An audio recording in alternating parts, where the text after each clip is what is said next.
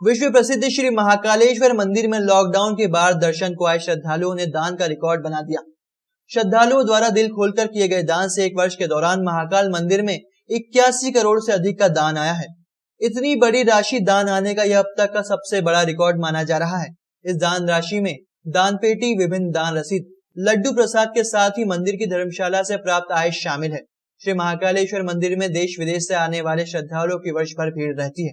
बीते 2 वर्ष कोरोना काल के कारण श्रद्धालुओं की संख्या कम हुई थी। इसके बाद कोरोना के प्रतिबंध समाप्त होने के बाद तो पर्व त्योहारों के साथ ही सामान्य दिनों में ही दर्शनार्थियों की संख्या अधिक रही। श्रद्धालुओं की श्रद्धा बाबा महाकाल के खजाने को पिछले वर्षों की तुलना में 2 गुना भर दिया है। मंदिर में 1 सितंबर 2021 से 15 सितंबर 2022 के दौरान एक वर्ष में यह दान राशि मंदिर के विभिन्न स्रोतों से प्राप्त हुई है। मंदिर के खजाने में जमा हुई बड़ी आय जो अब तक का एक बड़ा रिकॉर्ड माना जा रहा है। भगवान भूत भवन महाकाल के दर्शन के लिए हर रोज हजारों श्रद्धालु उज्जैन पहुंचते हैं। देश के हर राज्यों से आने वाले श्रद्धालुओं के साथ ही विदेशों से भी बड़ी संख्या में श्रद्धालु यहां आकर दर्शन लाभ लेते हैं। भगवान महाकाल के प्रति श्रद्धा के कारण ही श्रद्धालु उद्योगपति हो या मजदूर अपनी हैसियत के मुताबिक भगवान के चरणों में दान अर्पित करते हैं। मंदिर में भेंट पेटी में नगद राशि, दान के लिए दिए चेक, ऑनलाइन भुगतान, पूजन अभिषेक की रसीद से महाकाल के लड्डू प्रसाद और मंदिर की धर्मशाला में ठहरकर श्रद्धालुओं ने बाबा महाकाल का खजाना भरा है। वैसे भी महाकाल का दरबार लाखों श्रद्धालुओं की श्रद्धा भक्ति, प्रसिद्ध धार्मिक स्थलों में सबसे बड़ी कॉरिडोर और प्रतिवर्ष करोड़ों की आय वाले मंदिरों में शुमार है। बिल्कुल, देश विदेश से बाबा महाकाल के अनन्य भक्त यहाँ वर्तमान में आ रहे हैं, लॉकडाउन के बाद में आए हैं और उनके द्वारा मुक्त हस्त से अत्यधिक मात्रा में दान किया जा रहा है। ये बड़ी खुशी की बात है कि वर्तमान में जो महाकाल मंदिर में दान आ रहा है वो श्रद्धालुओं द्वारा दिल खोलकर दान दिया जा रहा है।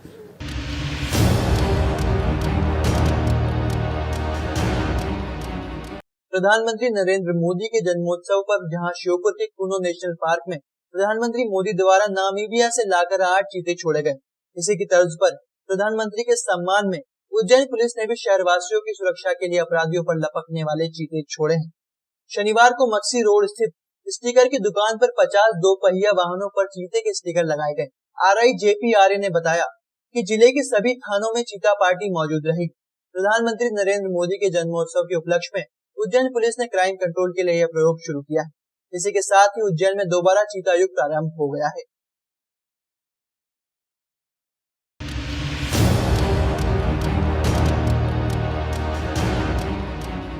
प्रतिकल्पना सांस्कृतिक संस्था द्वारा एक संगोष्ठी का आयोजन किया गया, जिसके अंतर्गत संस्था द्वारा 16वां अखिल भारतीय संजा महोत्सव 2022 का पर्व मनाया जा रहा है, जो कि जनजातीय कला एवं संस्कृति पर केंद्रित है। कार्यक्रम 18 तारीख से शुरू होकर 25 सितंबर को समापन होगा, जिसमें प्रतिकल्पना शिखर सम्मान 2022 पद्मश्री श्रीमती भूरीबाई, वरिष्ठ जनजातीय चित्रकार झाबुआ मध्य प्रदेश को दिया जाएगा। कार्यक्रम में संजा मांडना, लेक्चर डेमोन्स्ट्रेशन, संजा मांडना प्रतियोगिता तथा कला प्रदर्शनी जैसे कार्यक्रम आयोजित किए जाएंगे। कार्यक्रम का मुख्य उद्देश्य जिस प्रकार 16 श्राद्ध में पितरों की पूजा की जाती है, उसी तरह इन 16 दिनों में घर की कन्याओं द्वारा संध्या की पूजा कर घर में सुख शांति बनी रहे, कन्याओं को मिलने वाला वर सुयोग्य हो, इसकी प्रार्थना की जाती है।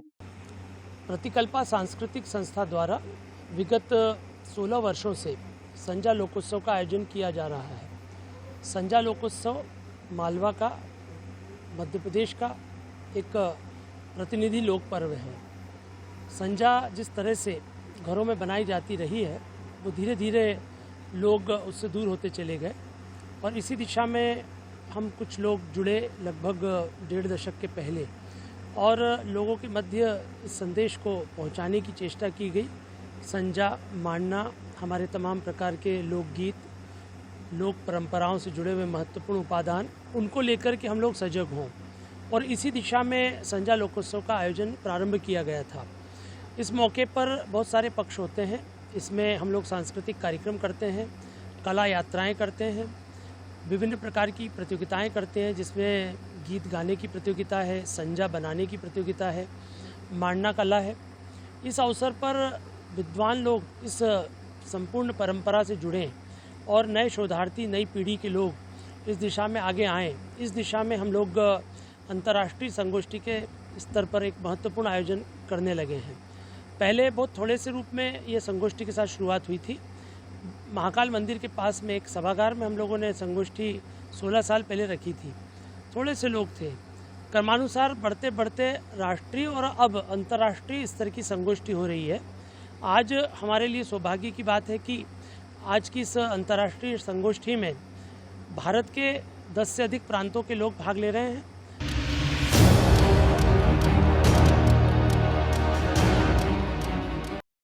श्री मौन तीर्थ पीठ गंगा घाट पर यूथ विद सनातन अभियान की शुरुआत 23 सितंबर को होने जा रही है। इसमें श्री मौन तीर्थ पीठाधीश्वर संत श्री डॉक्टर सुमन भाई विशेष रूप से मौजूद रहेंगे। कार्यक्रम की जानकारी एक पत्रकार वार्ता के माध्यम से दी गई, जिसमें बताया गया कि राष्ट्रवादी वक्ता पुष्पेंद्र कुलश्रेष्ठ मुख्य रूप से उपस्थित रहेंगे। कार्यक्रम का मकसद 1 लाख युवाओं तक सनातनी परंपरा को पहुंचाना है। इसमें युवाओं को और बच्चों को सनातन धर्म से जोड़ना है, साथ ही सनातन धर्म से जुड़ी भ्रांतियों को दूर कर इसके मूल स्वरूप और धर्म में प्रचलित रीति रिवाजों की वैज्ञानिक मान्यताओं और आधार से आज की युवा पीढ़ी को परिचित कराना है। यूथ विद सनातन अभियान में पूरे देश के सभी प्रांतों से लोग पहुंच रहे हैं। आने वाली 23 सितंबर को शाम 4 बजे श्री मौन तीर्थपीठ गंगा घाट पर यूथ विद सनातन का भव्य और दिव्य आयोजन होने जा रहा है। इस आयोजन की जो प्रेरणा स्रोत और आशीर्वाद दाता है वो संत श्री डॉक्टर सुमन भाई जी मानस भूषण रहेंगे। उन्हीं की प्रेरणा और आशीर्वाद से इस आयोजन को हम करने जा रहे हैं। इस आयोजन का जो उद्घाटन है, चूँकि एक अभियान है, आयोजन ना करके हम इसे अभियान कहें, इस अभियान का जो उद्घाटन है वो देश के जाने माने वक्ता श्री पुष्पेंद्र कुलश्रेष्ठ जी करेंगे और साल भर में इस अभियान को 1 लाख कार्यकर्ताओं तक पहुंचाया जाएगा, उनको इस अभियान से जोड़ा जाएगा और सनातन परंपरा का वैज्ञानिक महत्व और इस परंपरा के सही जो विधि है वो युवाओं को बताई जाएगी। ये हमारा मकसद रहेगा। अब युवा की बात करें तो युवा केवल ऐसा नहीं कि कोई 15 साल या 12 साल या 13 साल का रहेगा। चूँकि सनातन परंपरा लगभग 5000 वर्ष पुरानी है, तो आज के अगर 80 साल के बुजुर्ग भी रहते हैं, 90 साल के बुजुर्ग भी हैं, तो वो उस सनातनी परंपरा के लिए युवा हैं। तो इस तरह के आयोजन उज्जैन में दिनांक 23 तारीख को होने जा रहा है।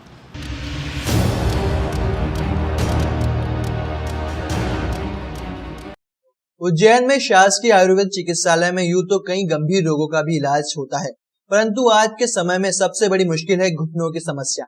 इसे आयुर्वेद की भाषा में जानुधारा कहते हैं। इसे हम दूसरे शब्दों में घुटनों की परेशानी भी कह सकते हैं। यह एक ऐसा रोग है जिसके कारण लोग सामान्य दिनचर्या भी नहीं कर पाते। कई बार तो स्थिति यह बन जाती है कि यदि समय पर इलाज न हो पाए और स्थिति ज्यादा गंभीर हो जाए तो रोगी को बेड पर ही रहना पड़ता है। आयुर्वेद चिकित्सालय में जानुधारा का इलाज विभिन्न जड़ी बूटियों से बने एक विशेष तेल द्वारा किया जाता है। इसमें काफी आराम मिलता है। इस विधि को पंचकर्म विधि कहा जाता है। आयुर्वेद चिकित्सालय के लेक्चरर डॉक्टर मनोज सिंह बघेल ने बताया कि यह हजारों साल पुरानी पद्धति है। पंचकर्म विधि द्वारा जब इसे किया जाता है तो इससे रोगियों को काफी आराम मिलता है। कई मरीजों के तो घुटने के ऑपरेशन भी टल जाते हैं।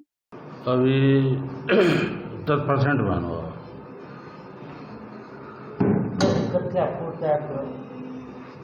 ये क्या है, 12 साल समस्या हो गई। तो पहले मामूली दर्द था तो काम चलता रहता था। फिर क्या हुआ कि जॉइंट टेढ़े हो गए दोनों, फिर चलने में बड़ा तकलीफ होती है।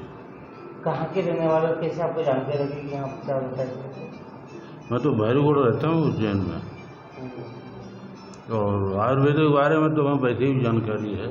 जो ये बीमारी है, एक बीमारी इनको एक ग्रेड 4 ऑस्टियोआर्थराइटिस हो गया है। इसमें हम लोग जानु प्रदेशी पिसिंचिल इसको बोलते हैं। पंचकर्म की एक प्रोसेस है। जब मेडिसिन से आराम नहीं मिलता तो ये पंचकर्म की विशेष प्रोसेस है जिससे कि बहुत आराम मिलता है पेशेंट। और ये वर्षों से, हजारों वर्ष पुरानी पद्धति है जो चली आ रही है। तो इसको हम लोग करते हैं और कई पेशेंट्स के इससे ऑपरेशन टल जाते हैं घुटने के, जिसमें टोटल नी जॉइंट रिप्लेसमेंट का एडवाइस करते हैं एलोपैथ में। इसको करवाने से कई पेशेंट्स को लाभ मिलता है और उनके ऑपरेशन टल जाते हैं। मरीज को किस टाइप की तकलीफ होती है इससे? ये मरीज को इसमें चलने फिरने में बहुत ज़्यादा सीवियर पेन होता है और पेशेंट अपने रोज़ के दिनचर्या वाले काम भी नहीं कर पाता है। इसमें ये स्थिति हो जाती है कि पेशेंट पूरी तरह से बेड पे आ जाता है। अगर इसका प्रॉपर इलाज नहीं किया जाए तो फिर पेशेंट बिल्कुल बेड रिडन हो जाता है। इसलिए इसमें पंचकर्म की ये प्रोसेस करने से पेशेंट्स अपने दिनचर्या की नॉर्मल काम कर सकता है। क्या नाम है इस प्रोसेस का? इस प्रोसेस को बोलते हैं जानु प्रदेशी पिसिंचिल। हम इसको 25 से 30 मिनट करते हैं। इस बीमारी में से दोनों तरफ से करते हैं, घुटनों के आगे और पीछे से, और इसको जानु प्रदेशित बस्ती कहते हैं। कौन से तेल में? इसमें तेल महानारायण, विषगर्भ, या हमारे यहाँ फार्मेसी में जो मूर्छित तेल वगैरह हम बनाते हैं उससे भी कर सकते हैं। इसमें क्या कोई जड़ी बूटी वगैरह? हाँ, जड़ी बूटी रहती है इसमें। फार्मेसी में बनता है ये तेल, कई प्रकार की जड़ी बूटियाँ रहती है इसमें।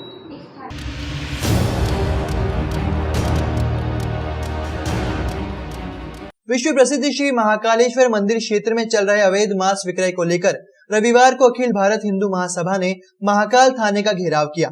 महासभा के प्रदेश अध्यक्ष मनीष सिंह चौहान ने कहा कि कलेक्टर, एसपी और आईजी को अवगत कराने के लिए ज्ञापन देने के बाद भी अब तक कोई उचित कार्रवाई नहीं हुई है।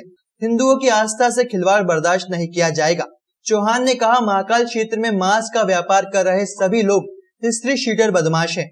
इन सबकी संपत्ति भी अवैध निर्माण की हुई है। प्रशासन को अवैध निर्माण तोड़ने की कार्रवाई भी करना चाहिए। संत महासभा के नीलेशानंद तिवारी ने कहा, महाकाल क्षेत्र में अवैध मांस विक्रय को लेकर कई बार जिम्मेदारों को अवगत कराया गया, लेकिन यहाँ का प्रशासन शायद निराश और हताश है। पाड़ा का मांस का बिक्री हो रही है, उसके प्रतिबंध के लिए हमने आंदोलन चालू करा है। इसी कड़ी में आज पुलिस थाना महाकाल को भी एक ज्ञापन पत्र सौंपा है। पुलिस का ऐसा कहना है कि हमने आज सुबह जाकर दुकानों को बंद कराई है और कुछ फोटो भी दिखाए, लेकिन वो आज से दुकान बंद हुई होगी। हमको लगता है कि उसको पूरी कार्रवाई हुई है। हिंदू महासभा लगातार इस आंदोलन को आगे बढ़ाएगी जब तक कि गौ मांस और पाड़ा के मांस की दुकानें बंद नहीं होती। अभी लगभग 13 नाम जो पुलिस अधीक्षक के पास भी गए हैं, जिनके सब लोग वांटेड हैं। हमारी जिला प्रशासन से मांग है कि जो भी वांटेड है दुकान तोड़ी जाए और विश्व प्रसिद्ध भगवान महाकाल से सिर्फ 50 मीटर की दूरी पर गौ मांस, पाड़ा का मांस भी बिक रहा है। आज मांस की दुकान बंद करके थैली के माध्यम से आगे बैठ के ये मांस बेचा है। हम चाहते हैं कि इस तरह कार्रवाई हो और ऐसी कार्रवाई हो कि आज दिखे शहर में। कल माननीय मुख्यमंत्री जी आने वाले हैं, हम उनसे भी आग्रह करते हैं, राज्य सरकार से भी आग्रह करते हैं, जिला प्रशासन से भी आग्रह करते हैं कि दुकान को हटाने में आपको दिक्कत क्या रही है। गलत या नहीं गलत, इनके को लाइसेंस नहीं है, इनके पास कोई भी इसे नियम नहीं है। गाय काट रहे हैं, पाड़ा काट रहे हैं, लिम्पिंग जैसी एक रोग जो आज पशु मारा है, आज उसके बावजूद भी उनका मांस बेच रहे हैं। राज्य सरकार ने तो आज प्रतिबंध लगाया है कि ढोर और गाय नहीं बिकेंगे, इस जिले से दूसरे जिले में वाहन के माध्यम से भी नहीं जाएंगे। लेकिन महाकाल के पास आशा है जिला प्रशासन, क्या मालूम दुकान बंद करने में किसके दबाव के कारण दुकान बंद नहीं होती। लेकिन हम आपको विश्वास दिलाते हैं कि हिंदू महासभा जब तक आंदोलन करेगी जब तक दुकानें बंद नहीं होगी। महाकाल के आसपास में जो गौ मांस का विक्रय हो रहा है, इसके विरोध में हमने ज्ञापन दिया है और कई बार हमने शासन प्रशासन को ज्ञापन के माध्यम से अवगत कराना चाहा है, लेकिन शासन और प्रशासन उज्जैन ऐसा मालूम पड़ता है हताश और निराश। अभी तक कोई किसी प्रकार की कार्रवाई नहीं हुई और प्रशासन को हम अवगत अभी भी करा रहे हैं। यदि किसी प्रकार से कोई कार्रवाई नहीं हुई तो सब साधु संत समाज यहाँ पे महाकाल के सामने आंदोलन करेंगे। ये हमने अभी महाकाल पे ज्ञापन दिया है। महाकाल क्षेत्र, महाकाल थाना जो है उसमें भी हमने ज्ञापन दिया और मांग की है कि जितनी भी जो अवैध दुकानें हैं इनको सबको बंद करके यहाँ पे स्वच्छता का परिचय दें।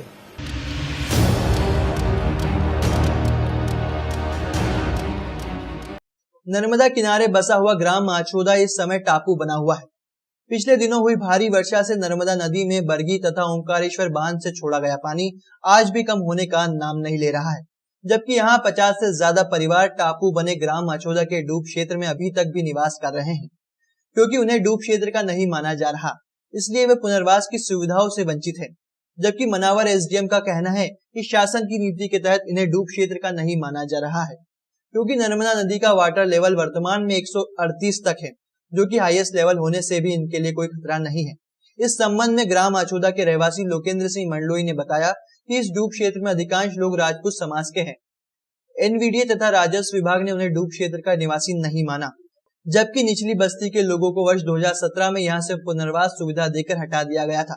नर्मदा नदी के लगातार बढ़ते घटते जल स्तर से पूरी बस्ती जलमग्न होकर त्रस्त है। इस संबंध में एसडीएम तथा एनवीडीए पुनर्वास केंद्र के प्रभारी भूपेंद्र सिंह रावत ने बताया कि यहाँ जो रास्ते की समस्या है वह एनवीडीए की योजना में है। उनके द्वारा नर्मदा का जलस्तर कम होने के बाद वहाँ पुलिया व रोड बनाई जा सकती है। वर्तमान में आछोदा में जो लोग निवास कर रहे हैं उन्हें नर्मदा के बढ़ते जल स्तर से कोई भी खतरा नहीं है।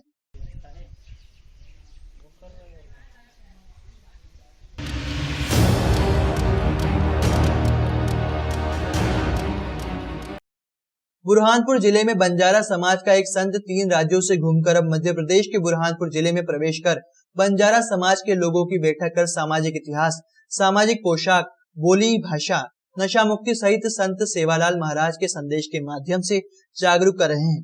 तेलंगाना राज्य के संगारेड्डी जिले के रहने वाले श्री जगदीश्वर नंद महाराज अपने आश्रम से सितंबर 2020 से निकले थे।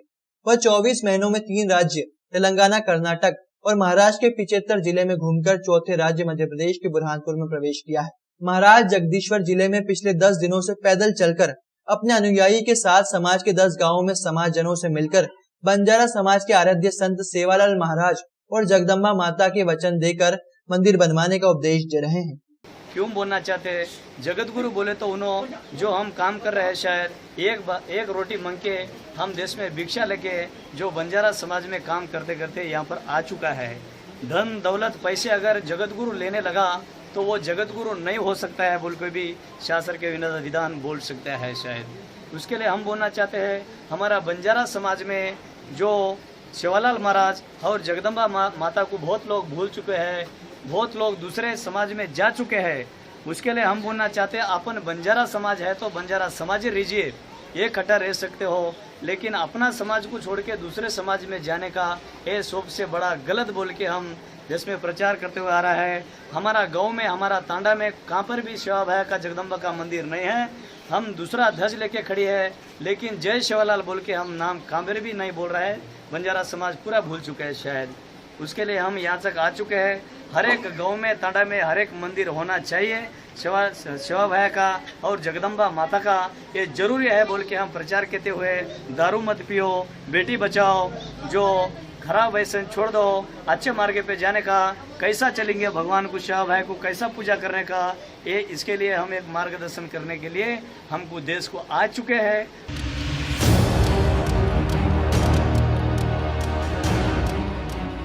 देश भर में पशुओं में फैल रही लंपी वायरस बीमारी के बावजूद यहां लापरवाही देखी जा रही है।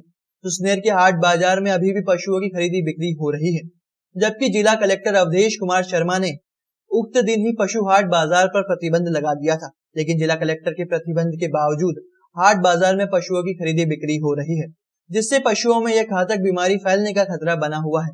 यहाँ पर प्रत्येक रविवार को मेला ग्राउंड में पशु हाट बाजार लगता है, जहां पर बड़ी संख्या में अन्य गांवों के भी पशु खरीदी बिक्री के लिए आते हैं।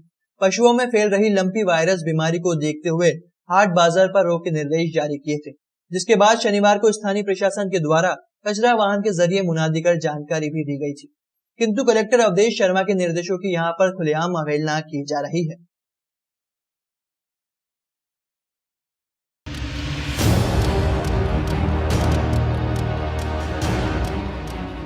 दूसरे राज्यों की तरह राजगढ़ जिले में भी लंपी वायरस ने दस्तक दे दी है। दूसरे राज्यों की तरह राजगढ़ जिले में भी लंपी वायरस ने दस्तक देते हुए कई गोवंश को अपनी गिरफ्त में ले लिया है। इस वायरस से गोवंश दूषित हो रहा है। इसी के बचाव के लिए ब्यावरा शहर में सहयोग सेवाश्री संगठन द्वारा लंपी वायरस के बचाव के लिए गोवंश को जन सहयोग से वैक्सीन मंगाकर टीके लगाए जा रहे हैं, ताकि गोवंश इस वायरस से सुरक्षित रहे। सहयोग संस्था के सदस्य चंदन अग्रवाल ने बताया कि जन सहयोग से गोवंश को वायरस से बचाने के लिए टीकाकरण किया गया है। संस्था द्वारा की मदद से अभी तक 230 गायों को टीका लगाया गया है। संगठन विगत 25 दिनों से मंडी प्रांगण में गायों को चारा खिलाकर उनकी सेवा कर रहा है। उसी क्रम में जब हमको टेलीविज़न और अखबार से जानकारी मिली कि गायों में, गोवंश में लंपी वायरस फैल रहा है और यह वायरस खतरनाक और गोवंश के लिए हानिकारक है, तो हम सभी सदस्यों ने, सेवाश्री के सभी लोगों ने मिलकर कलेक्शन कर लंपी वायरस से बचाने हेतु गोवंश के लिए टीका मंगवाया और उस टीका का स्थानीय वेटनरी डॉक्टरों के माध्यम से उस टीका का टीकाकरण करके इन सभी गायों को लंपी वायरस से सुरक्षित करने का प्रयास किया है।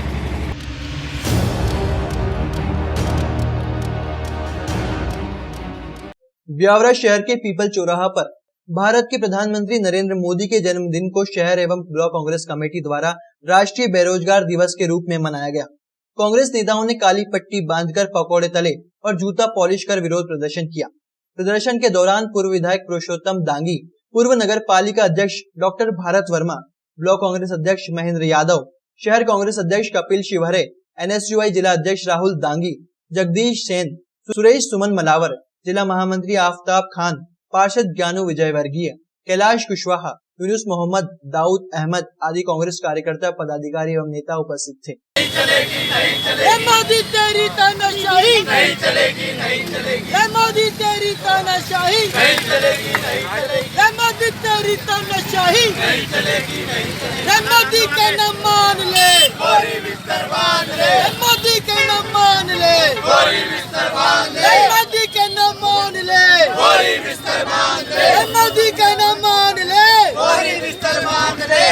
देश के प्रधानमंत्री जी का जन्म दिवस है, उस उपलक्ष्य में पूरे देश में आयोजन हो रहे हैं। लेकिन उनके जो वादे थे जनता के साथ कि हम उनको बेरोजगारों को रोजगार देंगे, लेकिन उनने अपने वादे पे खरे नहीं उतरे और हमारे जो साथीगण हैं वो बेरोजगार हैं और वो रोजगार की तलाश में दर दर भटक रहे हैं। यही भारतीय जनता पार्टी के सभी प्रदेशों में जो भी सरकार है, जितने भी नेता हैं, पूरा भ्रष्टाचार में लिप्त हैं और बेरोजगारों को रोजगार नहीं दिया जा रहा है।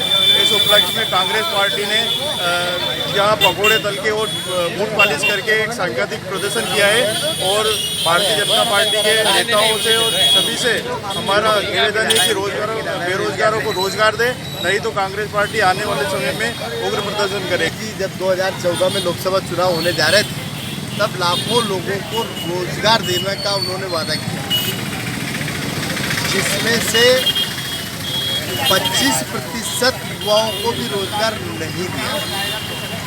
इस बात को लेकर और आज हमारे देश की गौ माता की दुर्दशा दर दर की ठोकरें खा रही है।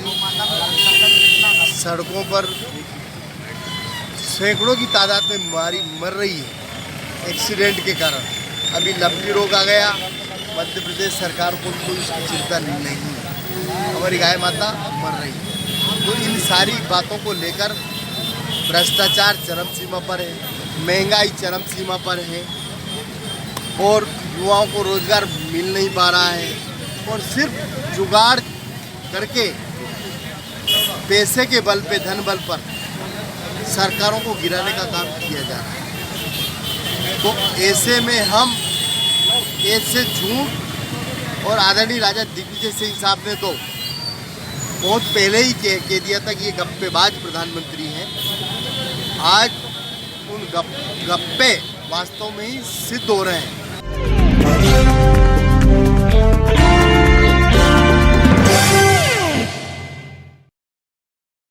ही खराब हालत में मरणासन स्थिति में माँ पड़ी थी। ऐसी माँ की सेवा करके भगवान महावीर की उस वाणी को सार्थकता सेवाधाम दे रहा है। भगवान महावीर ने कहा है कि जिसने दुखियों को जाना उसने मुझे पहचाना। आज हमारे बीच जैन समाज के गौरव श्री पारस जी कटारिया हमारे साथ उपस्थित हैं। नमो अरिहंताणम नमो सिद्धाणम नमो आयरियाणम। और ये बहन जो उड़ीसा की है, उस अपने नन्हे बच्चे के साथ जिला प्रशासन के माध्यम से सेवाधाम पहुंची है। ये बाबा भी यहाँ आए हैं। आज हमने 4 लोगों को पर्युषण पर्व के चतुर्थ दिवस स्वीकार करके सेवा का एक छोटा सा कार्य परमात्मा के द्वारा जो दिया गया है उसे परिपूर्ण कर रहे हैं। आप सब लोगों से विनती है कि आप सेवाधाम के उत्थान में, विकास में, विस्तार में हर प्रकार से आप जुड़े, यहाँ आए, यहाँ के कार्यों को देखें और इसको आगे बढ़ाने में यथाशक्ति सहयोगी बने। जय जिनेंद्र। हम सेवाधाम।